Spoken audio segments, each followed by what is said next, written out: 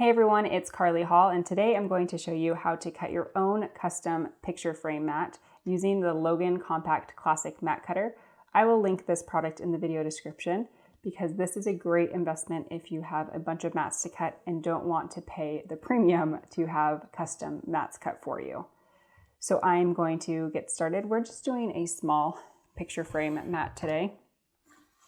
I have this frame here, and I don't know what happened to the mat. So I just started by taking out the back piece. And one of my favorite tips is to use a Cricut spatula when you're opening the prongs, because that will save your fingers from a lot of pain. So just open those up and grab this back piece. We're going to use this to measure for our mat. You can purchase large sheets of mat board. This was a 24 by 36 piece, and I've used this to cut several small mats and one large mat. So we're going to use this offcut for this project. So we're going to flip it over so that the back is facing us, and we are going to trace the outline of our back cover.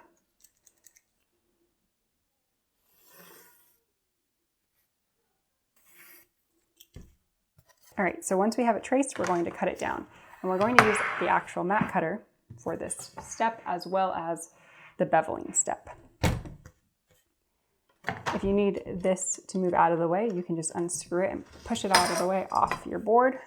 All right, so we're going to slide our mat in and line up our pencil mark. This mat knife came with my kit that I will link. It might come with the blade uninstalled, so you can remove this, and then I'll actually change the blade since this is getting a little dull. So you can take the blade out. We're going to safely dispose of this. Once your blade is installed, we'll place the cover back on. There's a black dot here, and we will place the dot on top and then screw it back into place until it's nice and tight. And once you have your line positioned, you're going to place your hand holding this down. And I like to get up and over my mat board when I'm cutting. So I'm standing up, looking down on my mat so that I can push my knife into my guardrail so that it doesn't slide away from me. So we're just kind of pushing it in.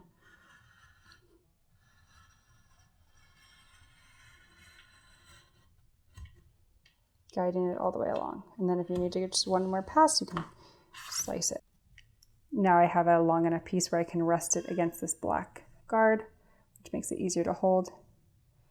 And again, just pushing into the silver guard will give you a nice straight cut where you have no fraying or anything like that. Okay. So now my mat is cut. I like to just ensure that it fits before I move on to my next step, which it does. So now we're going to add this piece back on. It just slides back in. And then you can choose how narrow or wide you want your picture frame mat to be. So I'm going to set this at 1 inch.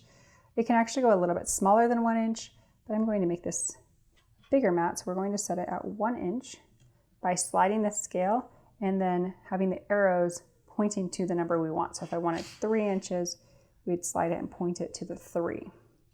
So slide it, point it to the 1, and then use the knobs to screw it into place. And once you have those set, now we can mark our mat. So with the pretty side facing down, the back is still facing up, we're going to slide this under and rest it against this guard and mark our mat. So the first line, I just marked 1 inch. We're going to do that all the way around.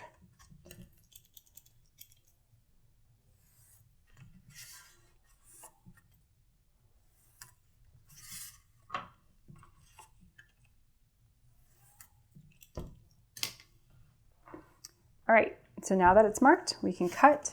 Before we cut, we're going to add this slip sheet so that our mat doesn't slide around, and then place that underneath.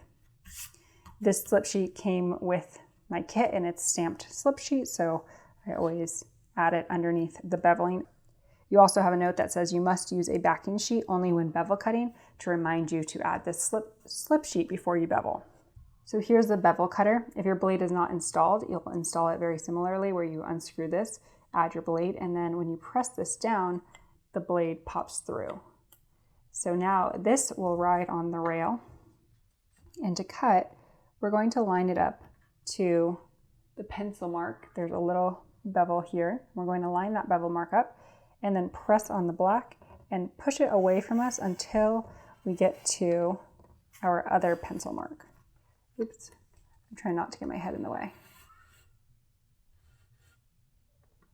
Okay. It's a little difficult to keep my head out of the frame so you can see what I'm doing. Okay, so again, push down, push away from you until you hit your other pencil mark, and you'll just keep on rotating until you've cut all 4 sides.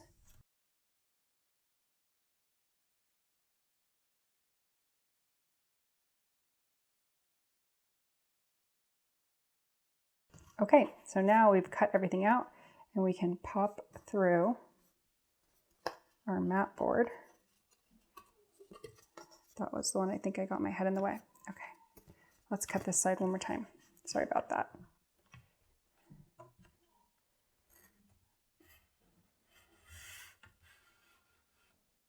Okay, so you can see I didn't want to force this last cut out because I didn't want to tear it. So just go back and cut again if you need to. And then you'll have your mat. So here's our frame, and then I'll just place the mat board with the pencil marks facing us, and the good side will be on this side. Just place a random item in the frame.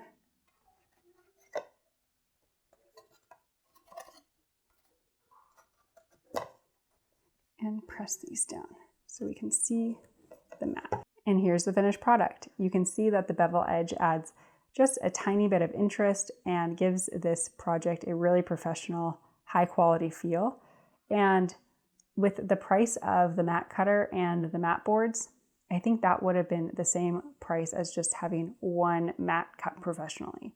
So with the materials and the mat cutter, I was able to make about 5 mats for the price of 1. So if you have more than 1 picture to mat, definitely worth the cost of the mat cutter. So I will link all of the supplies in the video description if you want to tackle this project. Hopefully this tutorial gives you the confidence to cut your own mats.